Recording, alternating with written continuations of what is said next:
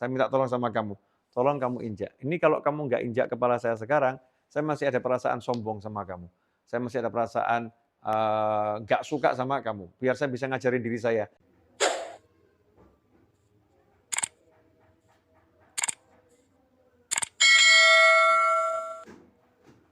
Nah, pada kesempatan kali ini insyaallah kita akan belajar tentang surga di dunia.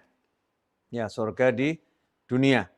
Jadi di dunia ini ada surga sebelum di akhirat nanti ya, sebelum di akhirat nanti. Dikatakan di akhirat itu surga yang akan kita masuki, yang sudah ada, sudah diciptakan oleh Allah Subhanahu wa taala, semua kenikmatan ada di sana. Tetapi dalam mensifatkan surga, salah satu hal yang penting yang disampaikan oleh Allah Subhanahu wa taala adalah di dalam surga itu saling bersaudara, tidak ada iri, tidak ada dengki.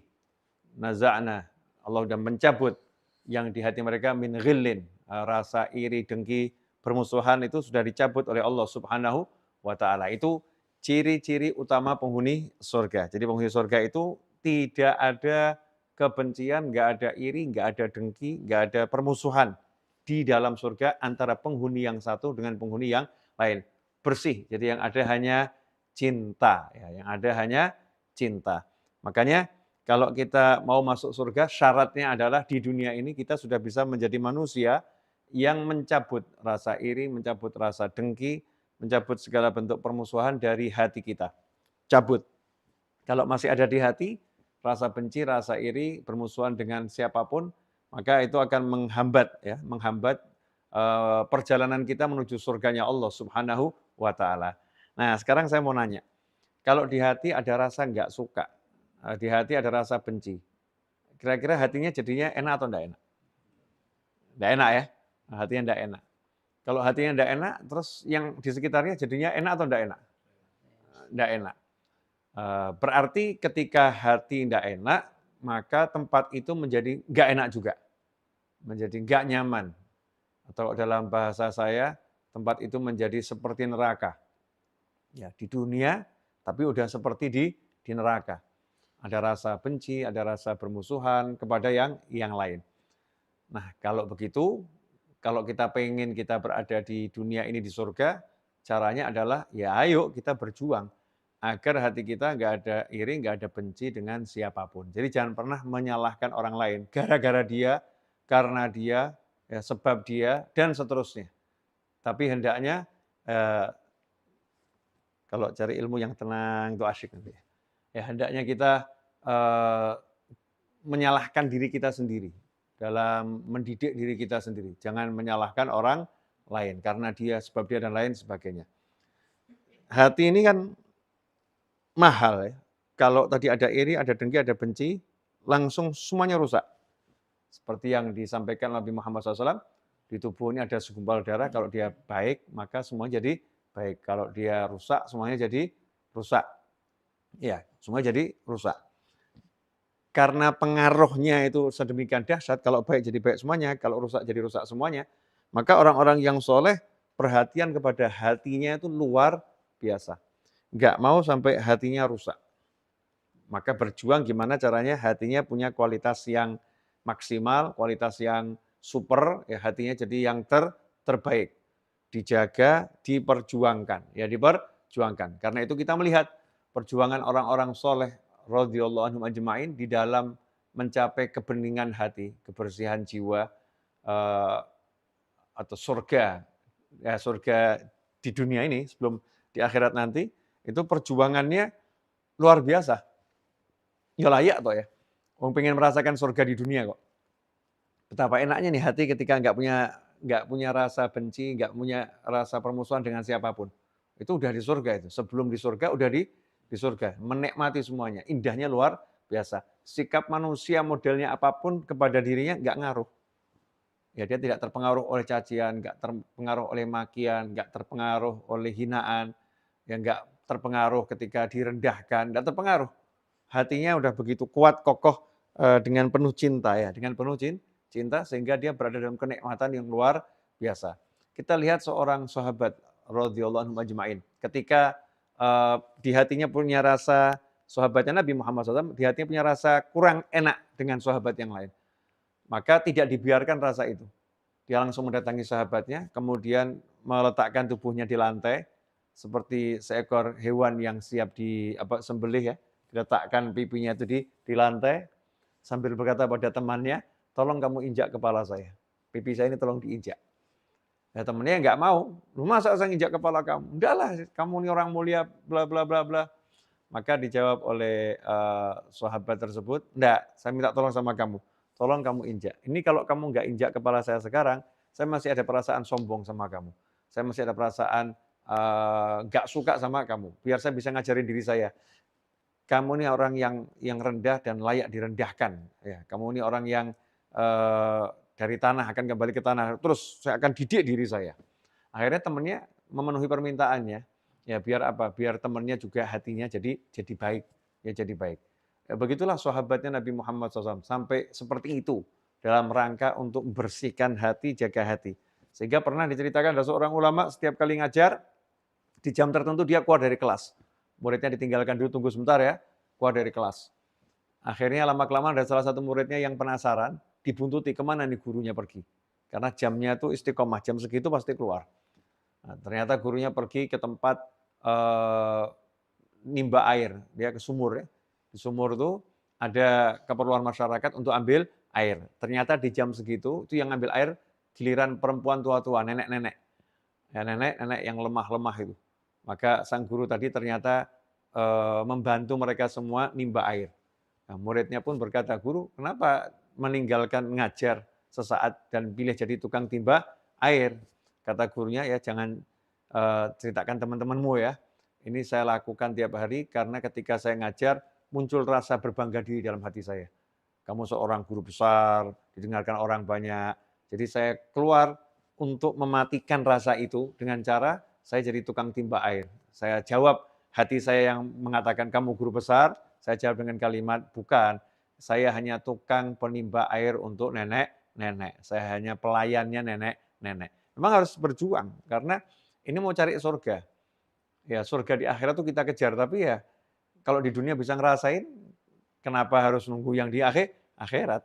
Dan yang di akhirat itu akan dicapai kalau di dunia dapat surga. Nah, gimana hati bisa bersih, nggak ada iri, nggak ada dengki, nggak ada permusuhan. Dan setan itu memang ya setan ya, namanya juga setan. Nggak senang manusia masuk surga. Setan nggak senang manusia masuk surga, maka sebelum merasakan surga di akhirat, surga dunia pun setan akan upayakan jangan sampai manusia merasakannya. Karena itu selalu dikasih was-was di hatinya, dibisiki. Ya dia itu nggak suka sama kamu. Oh dia itu sudah berubah loh sekarang. Oh dia itu sekarang sukanya sama yang lain. Oh dia itu, agar kita menjauhi kawan kita, menjauhi sahabat kita, menjauhi teman kita, agar bermusuhan, ya, agar bermusuhan. Karena itu Imam Ghazali dalam kitab Ihya Ulumuddin itu mengajarkan radhiyallahu anhu, kalau hatimu dibisikin, ya, dibisikin untuk berpikir yang jelek tentang orang lain. Kalau hatimu dibisikin oleh setan atau dilihat langsung fakta, ya lihat fakta langsung tentang keburukan seseorang, terus dibisikin agar kamu menilai orang itu sebagai orang yang buruk. Ya, kamu diajari untuk menghakimi dan menghukumi ini orang jelek, maka saat itu juga kamu berikan alasan demi alasan membela temanmu itu. Jadi kalau misalnya nih, Ustadz Iis itu, Ustadz Iis ini sama Zaini, ya biasa ngaji bareng, ya, biasa mutolaah bareng, setoran bareng. Nah, tiba-tiba Zaini sudah tidak mutolaah lagi sama sepekan sama Ustadz Iis. Ini setan bisikin Ustadz Iis. Ya emang kelasnya Ustadz kan dibisikin sama setan, ya, setan yang berkelas. Dibisikin nih Ustadz Iisnya sama setannya. Itu Zaini sekarang karena duitnya tambah banyak, nggak mau kumpul sama kamu. Kamu kan fuqara wal masakin. Nanti takut Zaini ketularan miskin.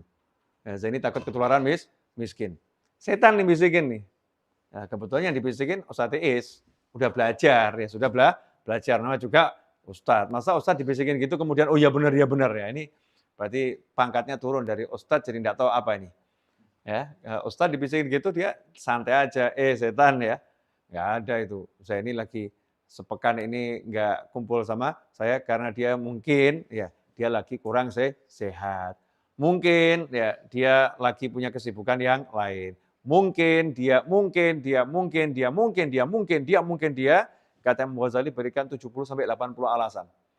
Kalau ternyata kamu sudah membela temanmu dengan 70, 80 alasan yang kamu buat, dan hatimu masih berkata, memang saya ini nggak mau kumpul sama saya, memang saya orang yang jelek, hatimu masih berkata itu dan mempertahankan itu, maka ketahuilah kamu orang yang sangat buruk. Kenapa begitu? Temanmu sudah mengemukakan 70 sampai 80 alasan kenapa dia nggak duduk sama kamu, dan alasannya itu baik semua, kamu tetap tidak percaya. Berarti kamu yang buruk, bukan dia.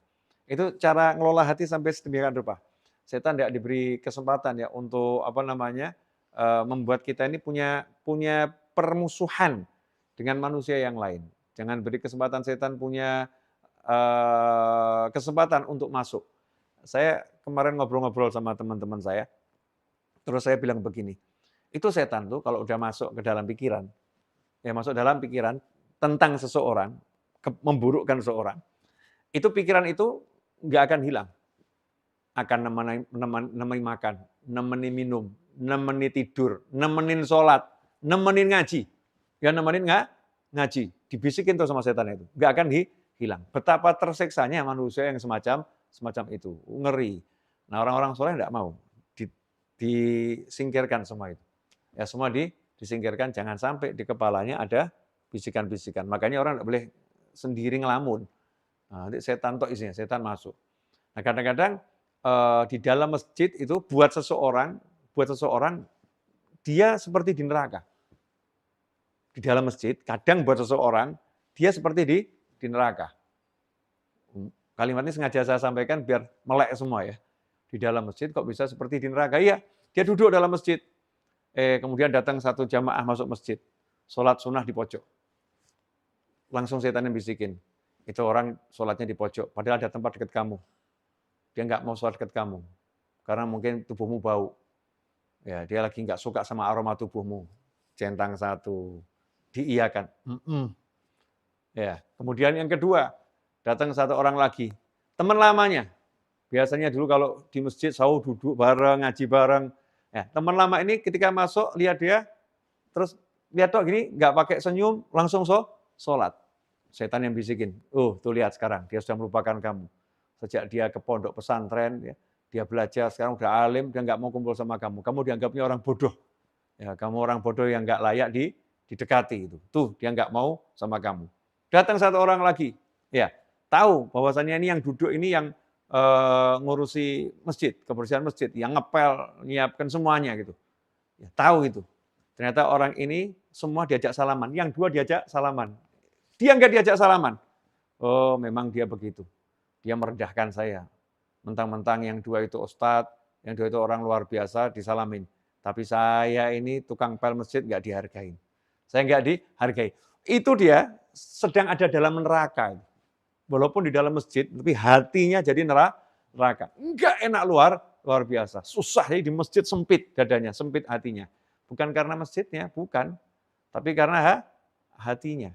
Karena hatinya. Makanya jadikan tempat dimanapun kita berada itu menjadi surga dengan hati yang bersih. Nah kalau hati yang bersih masuk masjid, Masya Allah, itu udah hatinya surga berada dalam daril jannah ya, surga yang sebenarnya. Masjid rumahnya Allah Subhanahu wa Ta'ala, dia akan dapat karunia-karunia yang luar biasa. Ini judulnya jaga hati yang kecil nih loh, yang tersimpan di dalam tubuh. Jangan sampai dimasukin kotoran.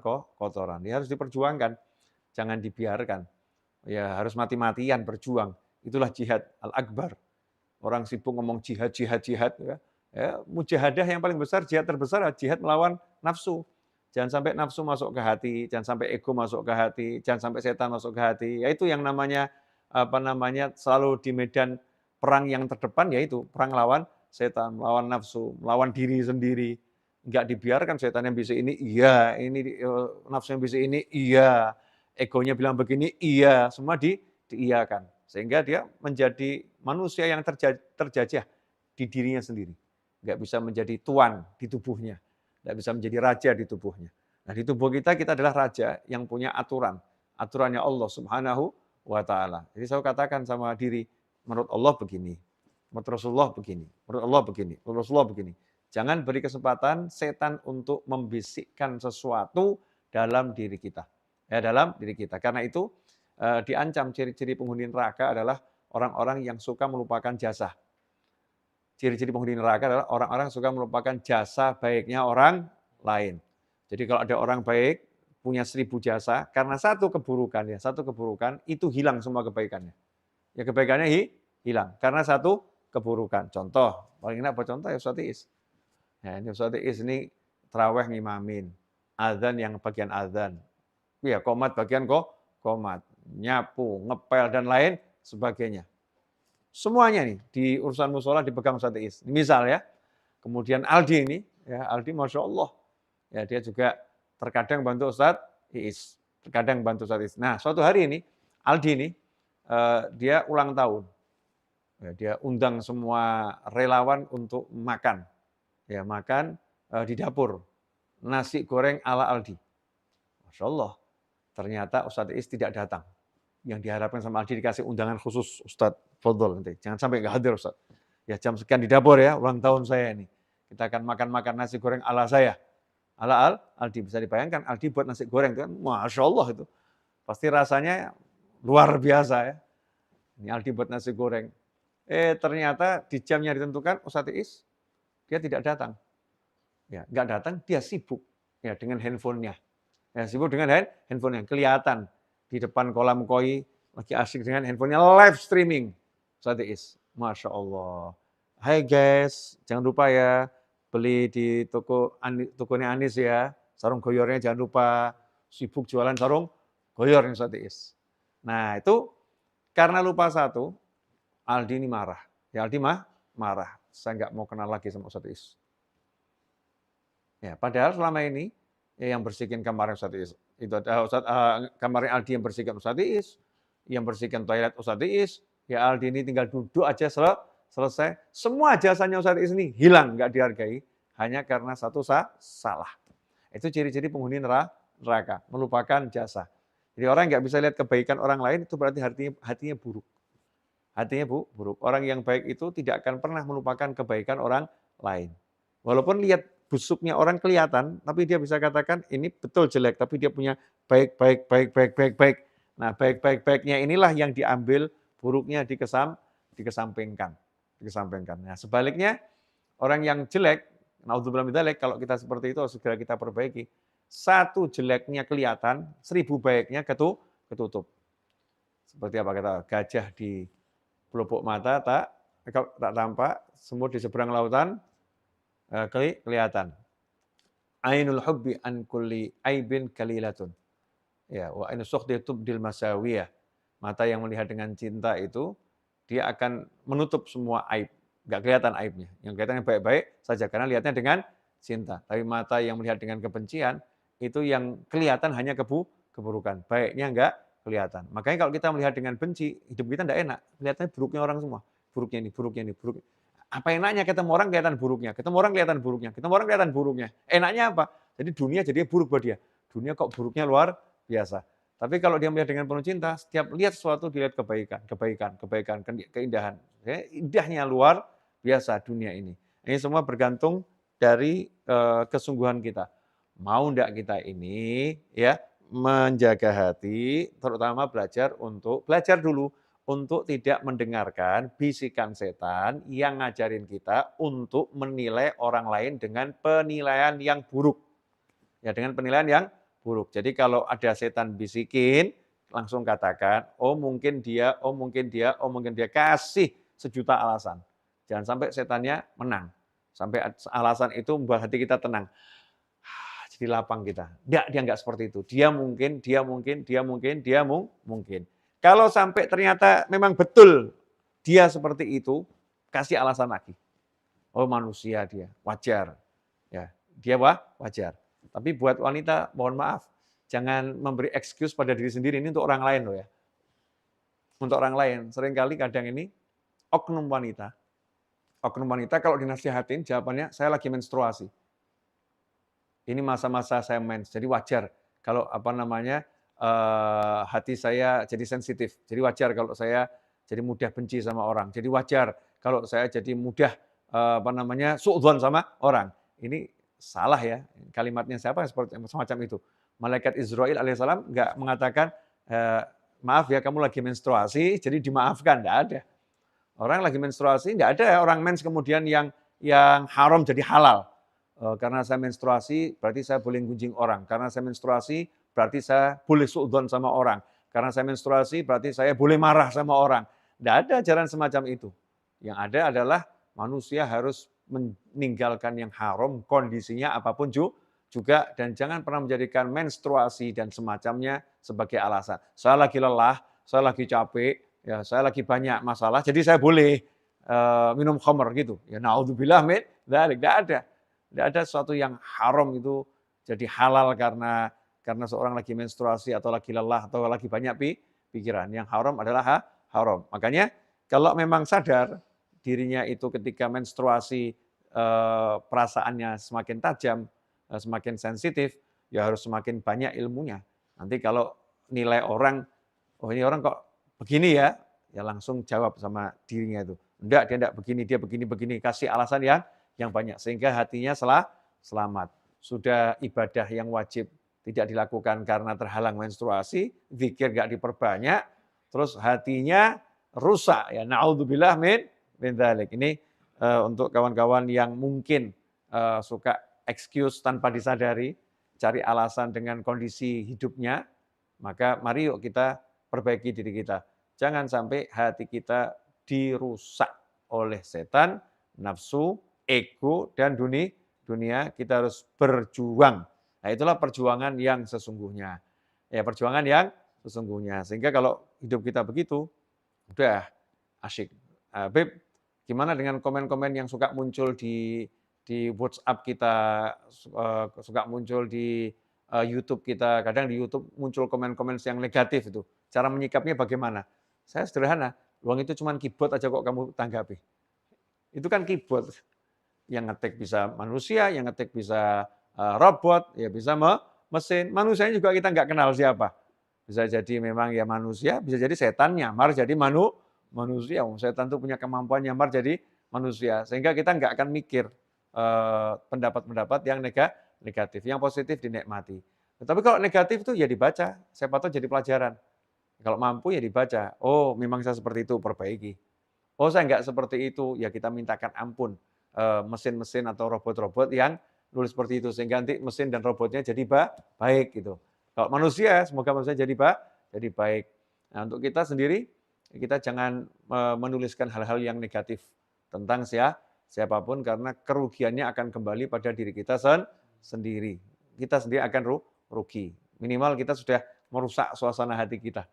Suasana hati kita jadi rusak dengan memberikan komentar-komentar yang negatif terhadap apapun dan siapapun. Jagalah hati, nikmati surga dunia ini agar kita diizinkan masuk surga akhirat nanti. Jazakumullah khairan. Wa'alafu minkum.